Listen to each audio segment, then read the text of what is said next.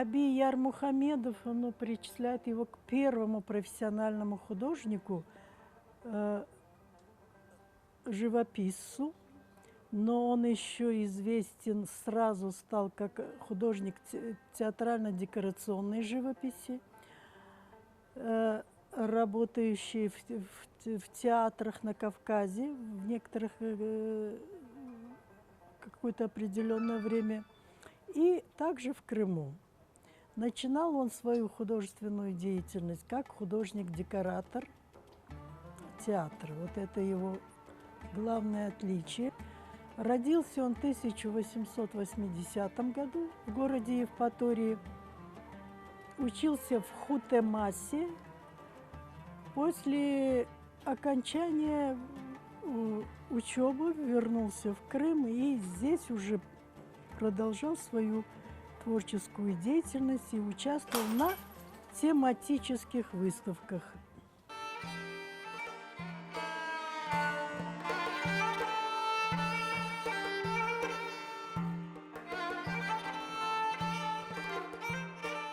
Первая работа, которая считается одной из самой значительной, является работа «Татарская свадьба». Здесь, в этой работе, в этой картине, она больших размеров, художник передает типичную, характерную такую атмосферу перед свадьбой. Здесь вот не тот момент, когда играют музыканты, много людей, вот, а предощущение праздника,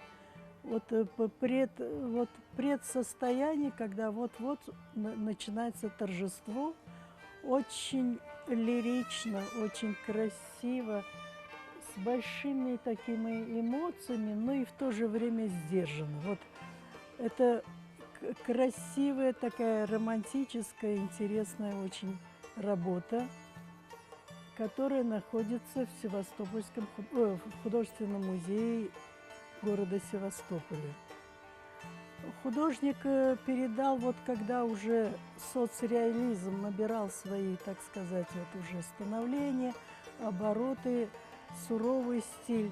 Здесь вот романтизм, символизм, легкость, воздушность и поэтичность, она притягивает зрителя.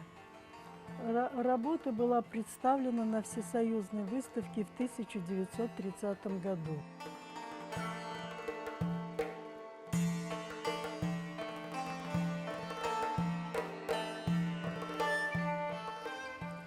Отличие Ярмухамедова еще состоит в том, что как первый художник, вот, который застал еще образцы, и яркие, хорошие, интересные образцы крымско-татарского народного декоративно-прикладного искусства, является то, что он в совершенстве знал традиционный орнамент, крымско-татарский орнамент восточного региона.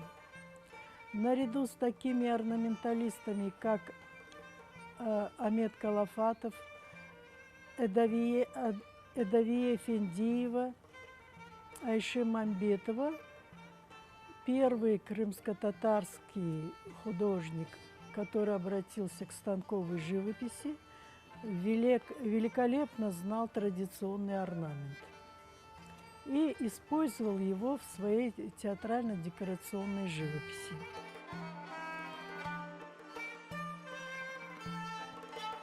После 28 года начались репрессии. И вот Аби Ярмухамедов был, видимо, как раз попал в жернова вот репрессий этого периода.